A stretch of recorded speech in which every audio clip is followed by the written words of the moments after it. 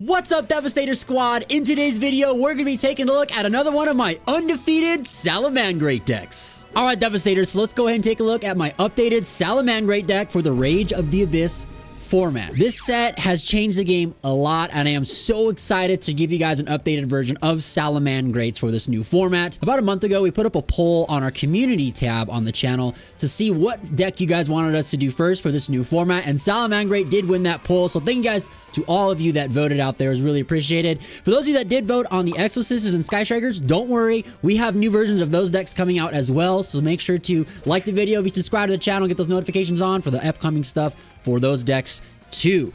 All right, so couple things I want to note before we jump into the deck profile. First off, this will be a little bit of a longer video today. Not too long, but a little bit longer than normal, just because I want to get a little more just in-depth and comprehensive stuff, especially if you're going to be brand new to Salamangreats or just trying Salamangreats out for the first time. I'll give you a little bit of insight more on some of the monsters' effects and some of the interactions that some of these cards can have together. Second thing I want to say is, do not think that this is the definitive, best, and only way to play Salamangreats. This is just one version that I've been testing out. I have 3 different versions that we've been playing recently at locals and at online events, so I will share those as well over the next couple weeks to months. So let's go ahead and jump into this profile. First thing first, we're going to start off with our Salamangreat cards. So we've got Salamangreat of Fire as a 3-of in this version. Salamangreat of Fire, it's a pretty good card. When this card is normal or special summoned, it lets you add any Salamangreat monster from your deck to your hand. So it's very, very good as a way to start your turn to just access an additional Salamangreat card. One thing you got to note though is when you do activate this card's effect, you are locked into only being able to summon fire monsters for the rest of the turn. So you got to make sure that you don't conflict with other parts of the strategy, because this deck does play a few non-fire monsters in both the main deck and the extra deck. For me personally, I don't really like to start with this card unless I absolutely really have to. I prefer to bring this card out of the deck off of Mirage Stalio's effect to special summon it in defense position to then allow me to search for more bodies during that turn, or even search out the Weasel if I needed to, if I was fearing a Nibiru. But this card is really, really powerful in this version, because since we are not playing Lady Debug, we do need something that can start us off with a combo, so Salamangreat of Fire is that card. We got 3 copies of Salamangreat Gazelle. Now, Salamangreat Gazelle is the heart and soul of Salamangreats. It's so great that we can play this card at 3. Yeah, when this card is normal or special summoned, it lets you send any Salamangreat card from your deck to the graveyard. So this allows you to set up combos with Spinny, Jack Jaguar, even Weasel and Foxy. It also lets you go for OTKs by sending Will or Charge. You can also get the Roar in the graveyard to allow Roar to just set itself for free via its second effect. Gazelle can also be special summoned from your hand at any time if you send a Salamangreat card to your graveyard. So this it doesn't matter if you discard it or if you detach it as material, link it away. As long as it's not something being destroyed by battle, Gazelle can summon itself, which is really, really good. Next up, we've got 3 copies of Salamangreat Spinny. Spinny is a very, very powerful card. It's another card kind of similar to Salamangreat of Fire. It's a starter card. It's also an extender at the same time. Spinny can discard itself from your hand to target a Salamangreat monster you control, and it gains 500 attack for the turn. So sometimes that could be useful, but mostly it's just to get him in the grave. Because if he's in the graveyard and you control a Salamangreat, he can special summon himself to the field, and then it gets banished once it leaves the field. However, most of the time you're not going to be losing it, because you're going to overlay to make the Mirage Stalio, and then if it's sent to the graveyard as a material, it's not going to get banished. But highly recommend maxing out 3 copies on it. I go for 3, not only for that, but just because I want to see it, because I am playing 50 cards in this deck. To let you guys know, it is a bit of a larger deck, and just because Salamangreat is a deck that can kind of take advantage of playing more cards than the average deck. We've got Salamangreat of Foxy as our first one of. This card, when it is normal summoned, it lets you excavate the top 3 cards of your deck, and if there's a Salamangreat card there, it can go to your hand.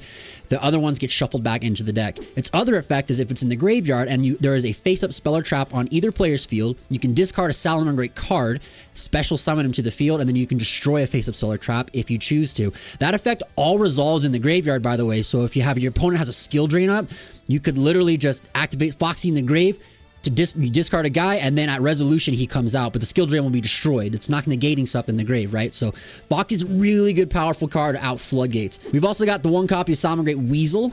Weasel is a very, very powerful card. This is kind of a way for you to kind of get some protection versus Nibiru. This card reads that if there are 2 or more Salamangreat monsters in your graveyard, you can special summon them from your hand to the field. Also, when it's in the graveyard, anytime you make a Salamangreat Link monster, you can shuffle him to the bottom of the deck, draw 1 card, and then special summon a Salamangreat to your opponent's side of the field.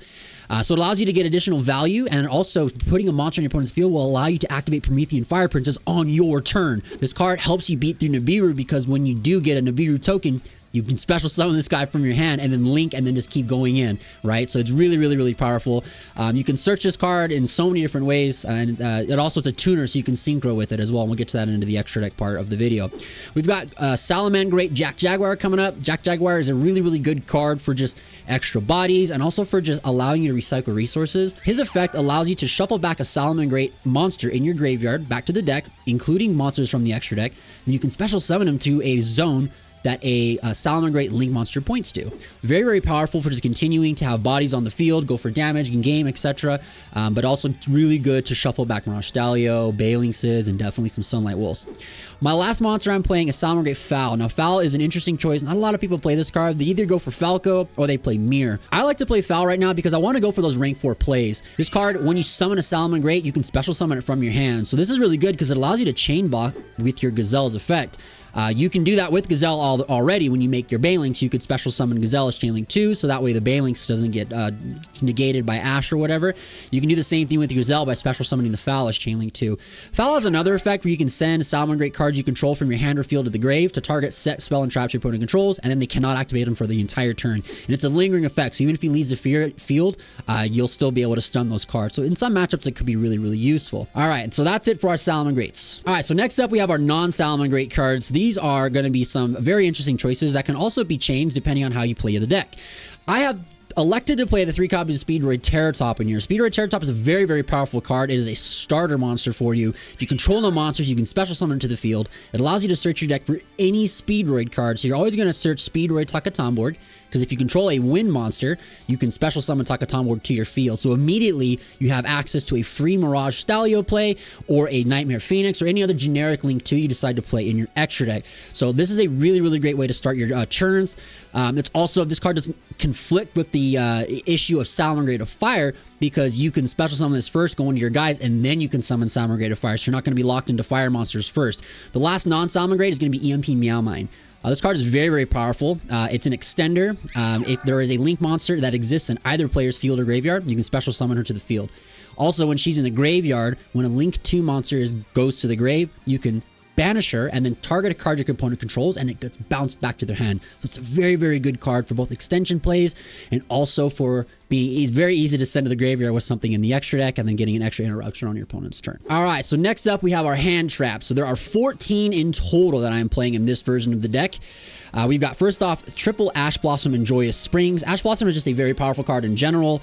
Obviously, it stops a lot of stuff in this game. It's also really, really good right now because we have a lot of issues playing against both of the versions of Mulcharmies.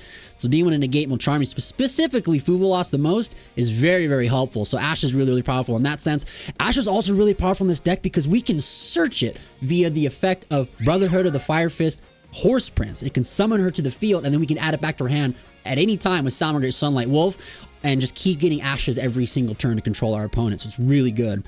We are playing 2 copies of Ghost Ogre and Snow Rabbit in this deck. I think Ghost Ogre is one of the most powerful, next hand traps in the format right now. There's so many continuous cards and field spell cards and just monsters in the game right now that if you can pop them off the board before they can do anything additional with them, it's just so powerful. So I really, really highly recommend trying out some Ghost Ogres in this deck.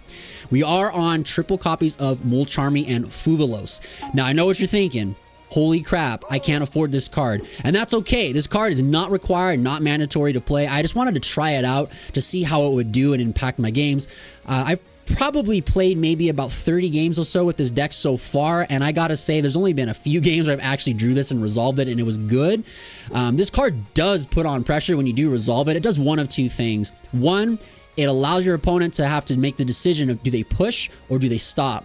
So the first thing is if they push, you get a lot of advantage and just gives you so much additional gas to keep just going for massive plays and clear through their board and even win the game. And if it does the other thing, which is it just kind of puts your opponent on putting one monster out and passing, then you should just win for free, because Salamangrate can OTK just for free all day into an empty field or a very small field with no interruptions. So Mulcharmy does just that. It's really, really powerful. And plus it's a discard outlet. If you go first and draw it, you can just discard it with some of the effects in this deck. But personally, I kind of want to just drop this in general anyways and just play Droll and Lockbird. I think Droll and Lockbird is a more high-impact card. It does a lot more. It is a high-roll card at the end of the day, but it does cover a lot of stuff. And it's also good for you because you can Droll your opponent's Mulcharmies. So they'll draw 1 card and you can just Droll them. and then you can just keep comboing, which is really, really good, so you don't have to end your turn. We are on 3 copies of Dominus Impulse. Now, this card is very powerful. This is like, for me, it's reminiscent of when like Infinite Impermanence first got printed back in Flames of Destruction. This card is broken. Being able to negate any effect that special summons is insane. You can do it on either player's turn. So when you have this in your hand on your turn going first, you could stop your opponent's Nibiru by just playing Dominus Impulse. Now, this does conflict, obviously, because this card does, if you use it from your hand, it shuts off the ability to use Wind, Earth, and Light monsters for the rest of the duel. So it does conflict with some of our cards like Ghost Ogre, the Mulch Army, and the Speedroid Terratop. It does hit with 1 monster in the extra deck, but you just kind of have to pick and choose those battles of when you're going to use this or not. But I cannot understate how stupid this card is, and I highly recommend playing it if you have it. Now, if you don't have it, you can just play this out for another hand trap. We'll go over towards the end of the video what other cards you can put in here that can replace some of this other stuff that are also really, really good. Final hand traps here is going to be 3 Infinite Impermanence. I think this card is a mandatory required card. You should always be playing this in Modern Yu-Gi-Oh! This card is stupid good. On either player's turn, this card is powerful. Being able to, of course, negate cards and also negate spells and traps in the columns like floodgates and stuff is always super beneficial, so I highly recommend this. It's also really good with Dominus because that's 6 cards that you can use to stop your opponents from playing their turn, and it doesn't play into Talents or Thrust. Both cards are so popular right now in decks, so not having to turn on your opponent's Thrust and Talents is very, very helpful. All right, so next up is all the other spells and traps in the deck. We've got triple copies of Salamangreat Circle. Salamangreat Circle is just a very powerful card. It's a quick play spell, which is beautiful, so you can use it during your draw phase. It lets you search your deck for a Salamangreat monster and put it into your hand, which is really great. So using it in your draw phase will allow you to not have to be affected by Joel and Lockbird, because Joel and Lockbird can only activate in a main phase. This does have a second effect where if you have a Salamangreat Link monster that was reincarnate linked using itself as material, which is kind of the gimmick of this deck, is having a Link monster use itself for the material of a new copy of itself via our field spell, and there's other effects that do that as well, but in this deck, just the field. You can use the second effect of this card to make that monster unaffected by your opponent's card effects. You can only use one of these effects once per turn, so you can't use both of them. This card would be broken, absolutely broken if that was the case. But sometimes it is cool to have this card in your hand. If you know there's a Nibiru, you don't have Dominus or access to the Weasel, you can use it when your opponent nibs you. You can chain this to the Nibiru to make your like Raging Phoenix unaffected by the Nibiru, right? So it's really, really good just for that too. We have triple copies of Signet Mining. This is a card you can play at any copies. I would recommend at least playing 1, but 2, 3 is also good. I'm playing 3 because again, it's 50 card deck. I want to see these cards more often. But this card lets you discard a card, search your deck for a level 4 or lower Cyberse monster, which is pretty much everything in the deck except the hand traps. So very, very good card here to help you to continue to play. We've got our 1-0 Salamangreat Sanctuary. This card is necessary. Also, a beauty of playing a higher numbered deck is you have less chances of drawing bricks like this because it's only on 1 copy. This card, though, is what you use to make your Salamangreat Link monsters reincarnate themselves. So once per turn, you can send a Link monster you control that's a Salamangreat to the grave to then summon one from your extra deck with that same name, using that one as full material. So you can do that with Link 1, 2, 3, and 4 monsters, which is crazy good. This card also has a second effect. During the battle phases, you can change the attacks of monsters you controlled to 0 and then gain life points. So this can come up sometimes in time if you want to get really, really cheeky. I've actually won a regional championship matches a few times just by doing that. We've got 1 copy of Will of Salamangreat. Now, I have seen some people cutting this card, which I think is insane. Highly recommend always playing this. This is, in my opinion, the most powerful card that the Salamangreats have. This card allows you to play through Nibiru because it's a monster reborn. It also allows you to continue to make massive boards with tons of interruptions if you go first, and if you go second, it's an OTK card. It allows you to just get so many monsters for free. You can search this card, you can send it to the grave and add it back to your hand at any time. Like, this card is just so powerful, so I highly recommend playing this card, man. The last Salamangreat cards we have is 1 Charge and 1 Roar. So I'm not playing Rage in this deck just because I want more cards to be proactive on my turn if I go first or second, and this card does just that. If I go first, this card's first effect is really good. I can target 3 fire monsters in the graveyard or banish pile, and then I can shuffle them back to the deck, and then one of them gets special summoned to my field. The other effect is if I control a Salamangreat monster that has an attack that was different this turn, so you can do this actually on your turn as well if you discard Spenny, but usually use this on your opponent's turn when you make a Raging Phoenix come out of the graveyard with a recursion effect.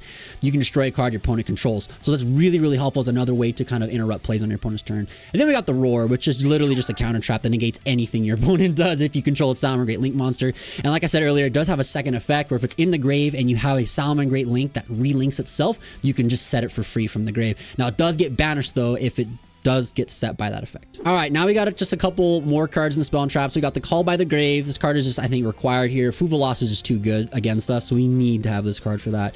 I do like to play board breakers in Salamangreat. Even if I go first, these cards are powerful because this is a good card you can set. And then going second, this card's absolutely insane. There's so many targets in this deck that this card can like kind of play with and help you get around negates and interruptions and so on. So I highly recommend Droplet. It's just such a powerful card. We've got 2 Triple Tactics Talents in this deck. Triple Tactics Talent, I think, is the most powerful card in modern Yu-Gi-Oh! I would never not play this card in a deck if it was, as long as it's legal. This card literally steals games all the time. So I'd highly recommend playing this card in your deck.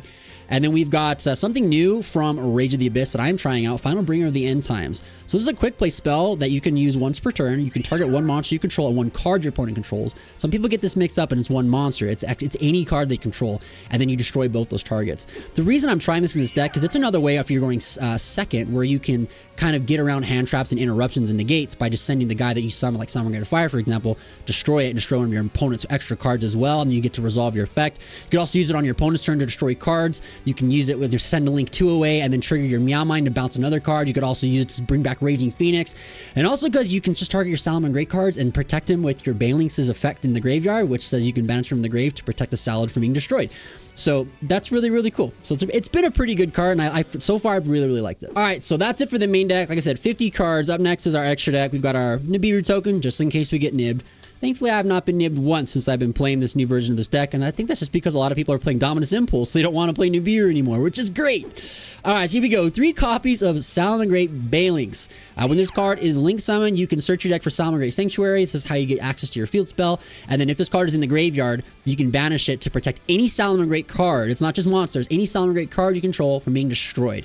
It's only a once per turn effect. You can use that, so you can't just use as multiples of these in the grave on a turns, but highly recommend playing 3. Some people are playing 2 of this, and I think that is absolutely incorrect. Most of the combos you play in the going first, if you can just really pop off, you will go through 2 Balinxes right away anyways. So you want to have that third just in case you have to go into a grind game. I cannot tell you how many times I've made 3 Balinxes playing this deck. We are playing 1 copy of Sprite Springe, so this is a nice link too that allows you to send a level 2 monster from your deck to the grave. EMP Meow Mine is going to be our target, so she's so easy to access in this deck. It's a fire as well, which is really cool. So if we get locked into the Salamangreat of fire stuff, we can still get access to the Meow Mine by sending it to the grave with this card's effect. Now he has another effect, it's quick effect, where if you control an Exceed monster, you can detach one of the materials from that card to bounce a card your opponent controls back to the hand. And when you go the full combo with this deck, you pretty much will always end with either Mirage Stallion or Baguska, so you will be able to resolve this effect, have an additional interruption on your opponent's turn as well with that Meow Mine. So highly recommend trying that card out. We have 2 copies of Salamangreat Sunlight Wolf. This card is just mandatory to play. This is, like, in my opinion, the best card in the extra deck for Salamangreats. It allows you to recurse fire monsters. When a monster is summoned to a zone it points to, you can add a fire monster back from your graveyard to your hand. Pretty much you're always going to be getting that Ash Blossom back that you either use on your turn to stop one of your opponents like Mold Charmage or something, or if you searched it out with the Horse Prince, you can just add it back. So this is really, really good. And if he does get reincarnate linked with himself, you can also add a Salamangreat Spell or Trap from your graveyard back to your hand once per turn. So this allows you to get that will back, circle, whatever.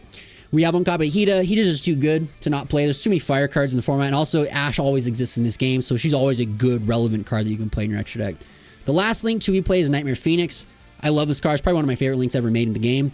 It lets you, when it's link summon, discard a card to destroy a spell or trap on the field. And if it's co-linked, which it pretty much will always be co-linked, meaning an arrow points directly to another arrow, you get to draw a card, and then co-link monsters cannot be destroyed by battle. So sometimes that will come up, but this card is really, really powerful to get that extra draw. Now we've got 1 copy of Promethean Princess, Bestower of the Flames. She is the most broken card in this deck, hands down. When she's on the field, once per turn, you can special summon any fire monster from your graveyard to the field. Ridiculous, literally anything. And then when she's in the graveyard, when your opponent special summons a monster, you can target a fire monster you control and 1 monster your opponent controls, destroy them both, and she comes out to the field. Now, one thing to note with her is she only has to send 1 monster to the grave to resolve her effect. So you can not have your Salamangreat destroyed, or if your opponent does something, only 1 monster has to be destroyed for her to come out to the board. So just one thing to note with her. We do have 2 copies of Salamangreat Raging Phoenix. You can play 3 of this if you want to, but I personally have never made the 3 in this version of the deck right now, so I think the 2 is the enough. This card, when it's in the graveyard, when a fire monster you control is destroyed, you can special summon it from the grave for free, and then it gains the attack of the destroyed monster, which is really, really good. So you can get this guy to be like huge attack and go for game with just this card. Also, if it's relinked using itself, you can search your deck for any Salamangreat card and put it in your hand. So this is how you can go for game, getting the will. You can also search for the roar going first, so you can have access to that and it doesn't get banished if you have other like negations as well. So this is a really good card. The last Link monster is World Sea Dragon Zealantis. I mean, it's just an OTK card as well. Destroys your opponent's board because you're pretty much always going to be like co-link 3 times. So you'll basically destroy everything. And it's a 1/1+ effect, so you can just link it right over Raging Phoenix. It's kind of stupid. All right, we've got 2 Exceed monsters in this version of the deck. We've got Salamangreat, Mirage Stalio. Mirage Stalio is rank 3, detach a material, special summon a Salamangreat from your deck to your field in face-up defense position. And then for the rest of the turn, you can only activate fire monster effects. You can special summon non-fire monsters, you just can't use their effects that turn. So this is really, really useful. Also, if this card is sent to the graveyard to be used as link material for a Salamangreat link monster, you can bounce a monster your opponent controls back to the hand. But yeah, the second effect is really, really useful because you can bounce back Salamangreat of Fire or Gazelle from your opponent's field back to your hand, so you have a follow-up for next turn. The last Exceed we're playing in this deck is Baguska, so you can play Abyss Dweller as well. They're both really powerful, but I find this card is way more impactful in the game. So this card takes 2 level 4 monsters to make. Once per turn during your standby phase, you have to detach a material from this card, and if you can't, it's destroyed. Now, the attack position effect is not really relevant. That's why we play it. It's the second effect. While this card is in face-up defense position, change all face-up monsters on the field to defense position and negate the activated effects of the monsters that were in defense position. Hardly any decks can just see this card and be like, oh yeah, no problem. This card pretty much shuts down almost every play a lot of decks can do. They have to invest so many resources just to out it. And if you have stuff to back it up, they can't even really go into the extra deck to kill it, right? So they have to go into link monsters specifically to kind of out this card, just easiest. And then the last card in the extra deck is that Brotherhood of the Firefist Horse Prince. When this card is synchro summoned, you can special summon a level 3 fire monster from your deck. So this is how you get that Ash Blossom out, and then you can add it back to your hand with your good old Sunlight Wolf. All right, last up is going to be our side deck, and then a couple extra cards that I can share with you guys that I have tested in this version that work very, very well, that you can switch around with some of these other cards in your deck at your will. Now, first up, we are playing 3 Triple Tactics Thrusts in the side deck. This card is so powerful right now with all of the Mulch armies going around. People are going to side deck probably all 6 of them or main deck 6 of them, right? So I think this card is just so powerful. It has almost a guaranteed chance to resolve when you draw it on the turn. There's so many powerful cards you can search that are already in the main deck for this, but we side a lot of really powerful cards in for specific matchups. First up, we've got 1 Harpy's Feather Duster and 1 Change of Heart. So this is also really, really good, obviously, to clear out back row, to steal monsters.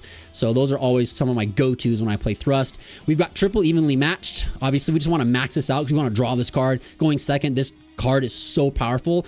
Just being able to banish all your opponent's field is absolutely critical. And then also being able to just set up your crazy Salamangreat combo with all of your interruptions is really, really good. So just help kind of seal the game on the next turn. You could also search this with Thrust if you really needed to, but just having the hard copy of just a draw is really good. We are playing Triple Dimensional Barrier. This hurts a lot of stuff right now, specifically those decks that are fusion summoning and synchro summoning. So highly recommend this card. And also very soon Raziel is coming into the scene, so this will hit those for Exceed monsters as well. So highly recommend playing 3 of those. And then we got 2 different Dimension Grounds. I would play 3, but at the same time, I feel like D-Barrier is just a little bit better sometimes. But then sometimes I feel like Dimension Ground's a little bit better. So I'm back and forth between how many copies of some of these cards I want to play. But 3 of this could be really good, so you can hard drop. You can also search this off of Thrust. This card's really powerful because it's just basically Macrocosmos on your opponent's turn. And then last up, we've got 1 Threatening Roar to stop tenpai turns. And then we've got the 1 Salamangreat Rage that we can side into when we go first. So we have that additional interruption on our opponent's turn. All right, so I got a couple extra cards here that I want to share with you guys that you can switch in for other stuff in this deck, specifically like the Mulch armies and the Dominus Impulses. And there's also some side deck options here that we can switch around to as well. The first one is Droll and Lockbeard. I really like this card, and I've already told you I'm most likely just going to drop Fuvolas entirely in this deck for this card specifically. This card's really powerful right now, so I highly recommend giving that one a shot. Ghost Mourner is also a card you can play, especially if you're not going to play Dominus Impulse. This is a card that can help replace those numbers, as well as have some additional negates. Effect Veiler is also a really good one. If you're not going to be playing Dominus Impulse, you can use the Veiler instead. Veiler is really good because it's also not once per turn, so that's also helpful. As far as some side deck cards go, Spook Dogwood is a very good card. It's also very relevant for this deck as well. So I highly recommend giving it a shot if you want to put that in your sideboard. Now, Nibiru is also a card you can play. You can either main this or side this, either or. I really like this card still a lot. And if you're not going to play Dominus, you can play this card very, very, very effectively. Also, another card I really love is Phantasme. This is my favorite hand trap ever made in Yu-Gi-Oh! I love this card a lot. It's not as powerful as it is in previous formats, but it still is really good right now. So you can play this and get away with it and have that extra body is really good. And then the last couple cards, Cosmic Cyclone is a really strong side deck card. You can play 3 copies of this to help kind of get rid of back row stuff. And then Anti-Spell is also a pretty good card that you can play in this deck as well. Alright, Devastators, so that's my new version of my Salamangreat deck for Rage of the Abyss. Hope you guys enjoyed this deck profile today. Make sure to like the video on your way out, subscribe to the channel if you're new here, and definitely check out some of these other recommended videos coming up on the channel. I want to give a huge special shout out to all the members of our Patreon, especially our Moon Tier Zephyros, our David Tier Galactic, all of our Dictators of Devastation, Y-Wing Guy, JT, Larry, Quinn, Savvy, That Guy, Captain Trips, Puppy Pack, and all the Kings of Devastation, Condor FJ, Essa Spartan, Cerberus, and most importantly, my mom. And I want to give a huge, big special shout out to all the channel members of the Rescue Squad, especially our Duelist Tier, Larry and Puppy Pack, on our King of Games, Dogma, and Captain Leif. Mom, thank you so much for being one of my Kings of Devastation. I love you so much. Devastator Squad, you guys are the best. Cannot wait to see you guys in the future videos and live streams to come. And until then, stay awesome.